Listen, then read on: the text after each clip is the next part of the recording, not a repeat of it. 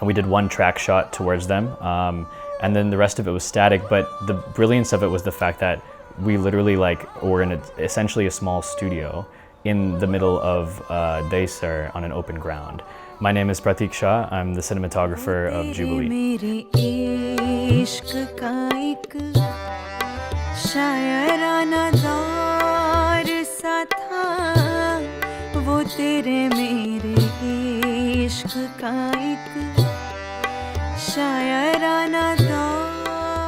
One of the main plot points in the entire show, one of the undercurrents, is the relationship between Jay and Niloufer. The first spark of that relationship, after they've met in 1947, happens a full year later when they meet outside of a cinema hall. Niloufer gives Jay a ride and drops him off at the bridge before the refugee camps. He gets out of the car, wants to take the umbrella with him. Niloufer ends up taking it and goes after him, and they have this beautiful romantic moment in the rain, which we did not know for the longest time we were going to shoot.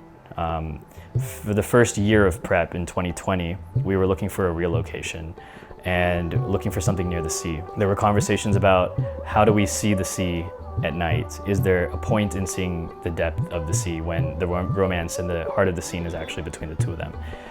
The VFX supervisor came into play, and he advised that it would only mean we'd be able to shoot 2 angles because of restrictions of period correctness of the location. So we scrapped that and decided, since we were building the Bombay Street set anyway, that we would place that at the end of the set on one of the last days of shoot. I think it was the last day of shoot, where we could bring one of the chroma sheets, one of the large segments of chroma, closer to the back of the car. And we could create a little section at the end.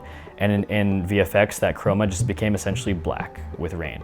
So no need for extension, no need for depth, but just having a space that seems like it could feel like a real space. So because we had the streets, we organized it at the end of the alley, and they pull up, she comes out behind him, and we did one track shot towards them, and then the rest of it was static. But the brilliance of it was the fact that we literally were in essentially a small studio in the middle of Daysar on an open ground.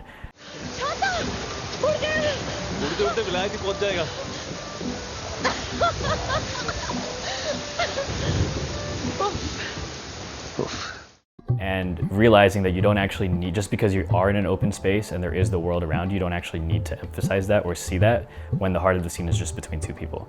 And the second time that we see, the 2 of them in the rain is in episode 8, after the success party. And that was a scene that was crucial to think about in prep.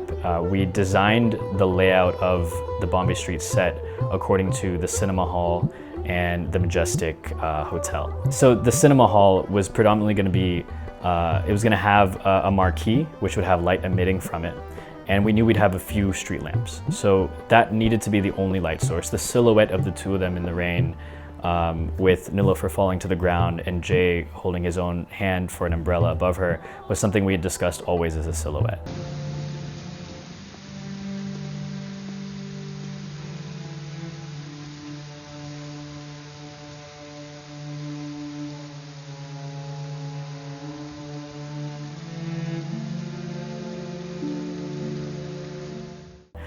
It was supposed to be something that felt like an iconic moment between the 2 of them. That's repeated from episode 4. So we had the practical source of the marquee, and above the first layer of production design walls, we had 2 sky panels sitting up there, which were in front of the chroma extension height. So we knew that would be erased in post, so you wouldn't be able to tell that there are sky panels above them. But we were just pushing light from as if it's coming from the marquee. Again, not trying to light up the space too much. The romance is between the 2 of them, and it's also related to the cinema history that exists between the 2 of them, which is why the presence of the cinema hall needed to be there. चलता था क्योंकि तुम मुझसे प्यार करती थी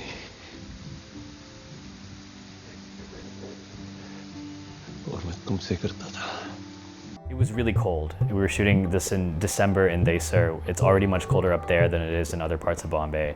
And the actors, every take, were getting soaked in rain and had to perform in that condition, which I think contributed to a lot of their emotions as well. So it was a scrappy, not so easy shoot of something that was highly emotional. Vikram's not a director who needs many takes. I mean, he usually, I think, does a good amount of prep with the actors in rehearsals in the prep period before shooting even starts. So he already knows that the actors are bringing, their own character to the table and staying within that. I think a lot of what he does is he ensures that the emotion's coming through and that there's consistency in the character that they've created for themselves. So it was rare to ever go over 10 takes. We're mostly, in the 5 to 8 range, I would say. Sometimes less, sometimes 3 or 2. It really just depends on the scene. For that scene in particular, the struggle was more about just the amount of shots, not takes, because he's coming, chasing her from behind, she crosses the tram, they both see each other before she runs, then he runs, then she turns away. Now there's another section here, so you have to get close-ups there, OTS is there, then she falls to the ground, we want to see one shot of her on the ground, his reaction, he comes up to her. So there's a lot of, when there's blocking like that and there's a lot of movement, you end up needing to break it up into several pieces and have a multitude of shots within those sections. Sure, I know, I think, for me personally, I think a close-up or a single, we'll call it a single, which doesn't have the reference of another character, I think it's far more inviting to the character's state of mind. It's much more personal for you as a viewer. You want to use an OTS, to emphasize the connection between the two people, but when you want to really hit home on the internal feelings, it's nice to isolate the characters. हमने प्यार किया है आपसे। अगर मैं star नहीं होता तब भी करते। So we would have OTSs as well as close-ups for the editor and for Vikram to use whenever you really want to emphasize a certain moment, a certain feeling, which is done usually with silence, done with a look in the eyes. But when you're closer and you see that look, it hits you a little harder. Where he starts to walk out of frame and Vikram's not calling cut shot. That was never the plan. The plan was to do a separate 2-shot, eventually land there. That was something that was discovered in the moment by Vikram not calling cut.